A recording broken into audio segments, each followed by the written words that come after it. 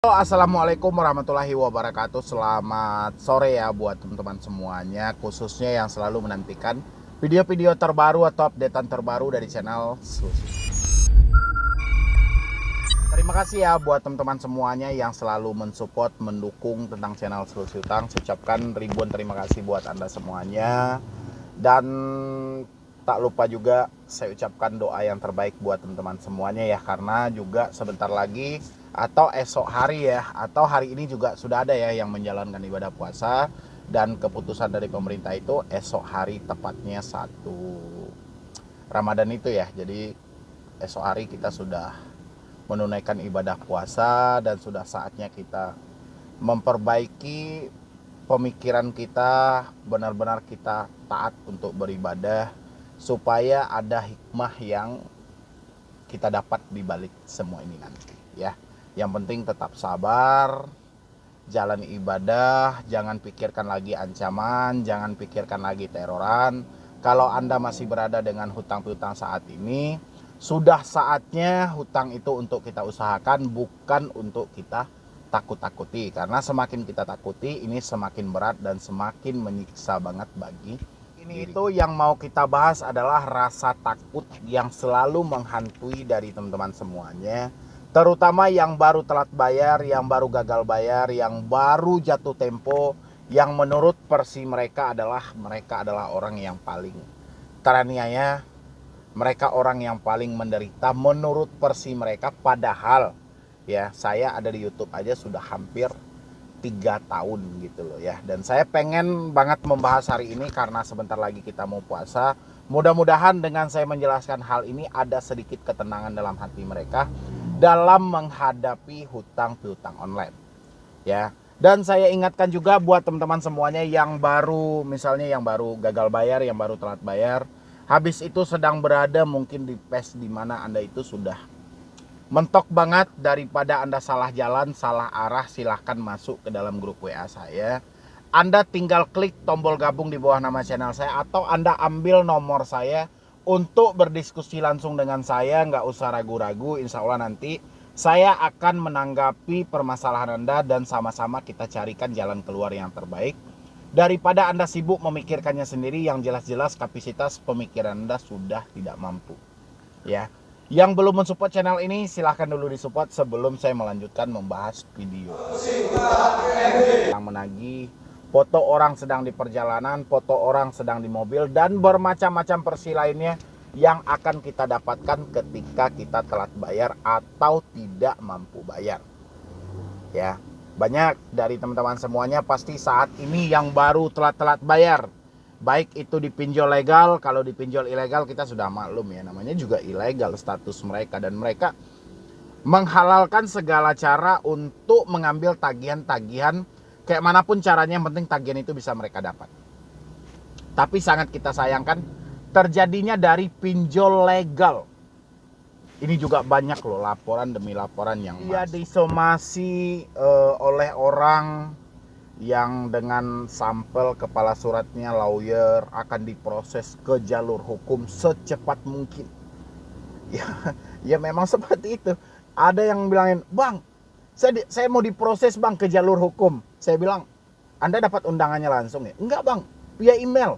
Oh, via email berarti sama dong kayak biasanya juga seperti itu, via email kan. Mereka ngirim via email, via WA, kirim laporan, kirim DPO. Kalau dulu itu paling sering di DPO ada lambang polisi, dicari orang ini melarikan uang perusahaan.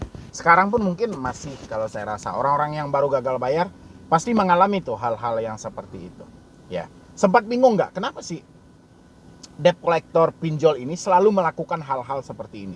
Kenapa hal-hal ini tidak pernah atau jarang banget kita temukan dari debt collector leasing ataupun bank? Ya, pernah nggak mikir seperti itu? Kalau saya dulu waktu telat bayar itu atau waktu gagal bayar ya, sempat juga saya mikir gitu, kenapa ya orang ini melakukan ini? Karena yang membuat orang menyampaikan, wah ini baru pertama sekali bang terjadi dalam saya, itu bukan soal hutangnya. Kalau hutang bukan pertama sekali terjadi dari diri Anda, tapi penagihan yang seperti ini ya, yang Anda dibikin kacau balau banget gitu loh, sehingga tidak bisa mempergunakan logika dengan baik Ya, makanya Anda bilang, saya baru perdana bang, gagal bayar, telat bayar. Kalau ngutang mana ada orang yang perdana, udah sering. Mungkin ada yang kecil, ada yang besar, ada yang mulai dari warung, dari tetangga, dari teman.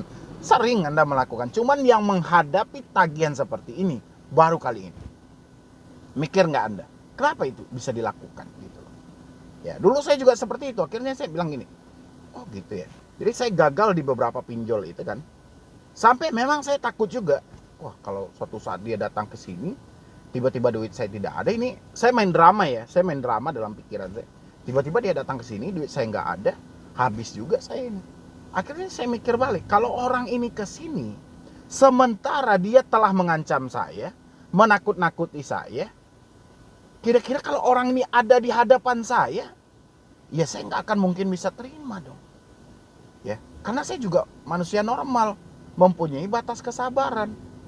Ya, jadi rasanya ketika kita diancam itu, selain rasa takut, ada juga rasa emosi ingin berjumpa dengan orang itu.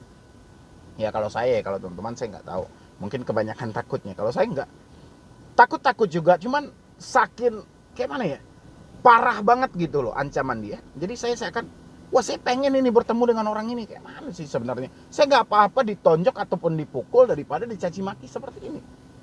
Kayak gitu, cuman saya analisa lagi, wah nggak mungkin juga dia mau datang. Kalau posisinya seperti ini, udah jelas-jelas dia menakut-nakuti kita, mengancam kita. Yang akan terjadi ketika mereka hadir di hadapan kita adalah hancur dan bonyok. Akhirnya terjadi bentrok fisik. Maka saya logika, oh ternyata lemahnya tingkat keberanian mereka. Ya jadi kalau kita dihajar terus, habis itu kita takut, oke bisa-bisa aja mereka datang ya kalau mereka ada debt collector menyebar di kota-kota besar lainnya. Tapi kalau nggak akan ada. Ya, tapi sejauh ini yang saya perhatikan jarang banget gitu loh. Ya palingan ada di beberapa pinjol legal yang sering mengirimkan debt collectornya ke rumah, itu pun melihat orang yang mau dikunjungi. Ya, seperti yang sudah saya bahas lah. Kalau kita berkomunikasi dengan debt collector, menunjukkan suatu kelemahan kita, debt collector dengan senang hati akan hadir ke tempat kita. Tapi kalau kita berkomunikasi dengan debt collector, kita menunjukkan argumentasi dan ketegasan diri kita bahwa kita ini manusia, kesalahan yang terjadi ini bukan berarti kita seorang maling, pencuri, tidak, tapi karena fakta keadaan. Tapi kita berargumentasi dengan tegas ya, dengan tegas, mereka nggak datang. Nggak ada yang datang kok.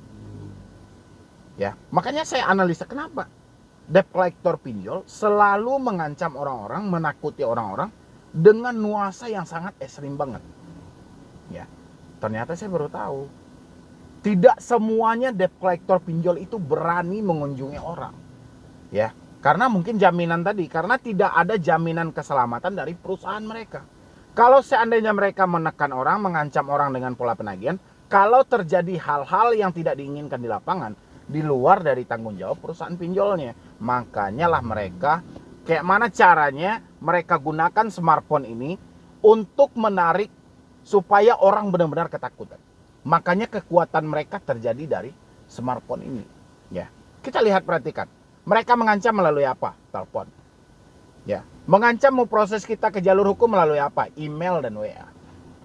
Mengirimkan orang-orang yang gambar-gambar seperti ini melalui apa? WA. Ya, berarti sumbernya di sini. Sumbernya di sini. Ya. Selagi kita melihat smartphone kita ketika kita telat bayar dan berada di posisi takut, tapi kita terus membaca satu ancaman dari debt collector, gak akan kelar nih masalah. Ya. Jadi teman-teman mungkin sudah paham ya maksud saya ya. Gak akan kelar ini masalah. Anda gagal bayar di 5 aplikasi. Anda bilang, kalau saya matiin telepon ini, saya akan diproses ke jalur hukum dan saya pasti akan salah. Justru sebaliknya, kalau Anda tidak matikan telepon ini, ya Anda tidak ganti telepon ini, Anda akan berada di masalah yang besar. Anda akan berlawanan dengan diri Anda sendiri. Ya, debt collector memberikan Anda judulnya, diberikan temanya, ini Anda pikirkan, Anda yang merespon dengan pikiran Anda sendiri. Anda yang memikirkan, Anda yang ketakutan, Anda yang kecemasan, Anda yang kepanikan. Sempurna nggak? Cuman masalah ini. Masalah di handphone itu menyampaikan pada orang-orang. Cobalah kalau memang Anda sudah tidak mampu bayar, coba tutup akses telepon Anda ini. Ya. Biar pikiran Anda bisa tenang lah gitu. Tapi kalau handphone ini tidak bisa Anda tutup, Anda beranggapan, ya oke bang, saya bisa lah bang mengendalikan diri saya. Oke, ya, saya nggak ada masalah. Tapi di antara 10 orang, cuman 1 orang yang berhasil melewati ancaman itu tanpa ada rasa takut. 9 orang tetap ketakutan. Tetap balik nanya ke saya bilangin, kalau Anda mau tenang di posisi gagal bayar atau telat bayar, putus satu-satunya komunikasi dari debt collector. Ya, kita tidak apa-apa berkomunikasi secara langsung dengan debt collector daripada dicaci maki dan diancam melalui smartphone. Nggak akan selesai, masalahnya nggak akan selesai. Justru memperkeruh keadaan. Ya, Anda bilangin, iya bang, saya mampu nih bang menampung ini, saya nggak ada masalah, saya sudah tahu. Ketika Anda melihat ancaman masuk tag, masuk melalui WA, kena lagi. Ya, jadi hal yang paling pertama adalah kalau memang Anda baru gagal bayar, baru telat bayar, karena sebentar lagi kita mau puasa ini. Kalau Anda memaksakan juga, ibadah puasa Anda tidak akan bisa selesai gitu loh. Emosi Anda akan labil, ketakutan makin tinggi dan makin parah nantinya. Kalau Anda ingin tenang, baru telat bayar dan gagal bayar, cabut kartu Anda, hapus WA Anda, reset APK setelan pabrik. Pasti dalam diri Anda, salah nggak kita bang? Kalau kita nggak respon, dasar kesalahan Anda di mana? Ya. Kita balik lagi, ketika Anda mengajukan pinjol, ada nggak di dalam itu warningnya? Ketika Anda sudah mendapatkan dana dari kami, nomor handphone Anda jangan dimatikan. Ada nggak seperti itu perjanjiannya? Tidak ada, ya sudah. Berarti nggak salah Anda dong. Dan habis itu lagi, kenapa orang-orang menutup akses telepon dan menghapus WA mereka? Pasti ada kesalahan dong yang terjadi dari pinjol. Karena si debt collectornya malah mencaci maki dan menghina orang-orang. Ya. Jadi dari mana dasar salahnya? Ada juga nggak perjanjian di awal? Kalau Anda telat bayar, Anda akan dicaci maki dan dihina oleh debt collector kami. Ada nggak perjanjian seperti itu? Nggak ada kan? Kenapa giliran kita telat bayar dicaci maki, gagal bayar dicaci maki, diancam, ditakuti, berbagai macam bersih. Ya. Habis itu kenapa pula kita harus takut mengganti nomor telepon kita sendiri dan menghapus WA kita sendiri? Kan sama-sama tidak ada dalam perjanjian. Ya. Dan kita menutup ini kesalahan dari mana? Dari debt collector. Ya, orang-orang semuanya mau membayar hutang itu mau mereka, tapi kendalanya saat ini adalah duit mereka nggak ada, uang mereka nggak ada, terkendala karena pekerjaan, karena ekonomi, karena COVID kemarin. Ya wajar dong, ukurannya si debt collector memberikan solusi di balik masalah ini, bukan mencaci maki, bukan menghina. Ya, tapi yang terjadi yang didapatkan orang-orang apa? Hinaan, caci maki gitu. Bukan solusi. Buat teman-teman semuanya yang baru gagal bayar, yang baru telat bayar, supaya pemikiran Anda tenang, Anda menjalankan ibadah puasa dengan niat yang tulus, benar-benar karena kita di bulan suci Ramadan ya. Di samping itu juga Anda pengen mencari rezeki, mengumpulkan sedikit demi sedikit untuk menyelesaikan hutang Anda. Dan Anda masih diteror dan ditakut-takuti, segera matikan kartu Anda. Kalau nggak, cabut dulu kartu Anda, hapus WA-nya, simpan kartunya dulu. Ya, nggak ada yang salah. Kalau misalnya ada orang yang bilang, kamu gara-gara kamu mematikan telepon, makanya mereka menyebarkan data, itu salah. Ya, menyebarkan data itu mau telepon Anda aktif, mau telepon Anda tidak aktif, sasaran mereka tetap kontak darurat dan kontak-kontak lainnya. Ya, ada itu di beberapa pinjol. Ya, jadi jangan Anda kira gara-gara Anda mematikan nomor atau tidak merespon sama sekali atau menghapus WA, mereka menghubungi orang sekitar, salah. Ya, Anda respon pun kalau mereka tidak mendapatkan tagihan, kekuatan mereka ada ke orang sekitar Anda.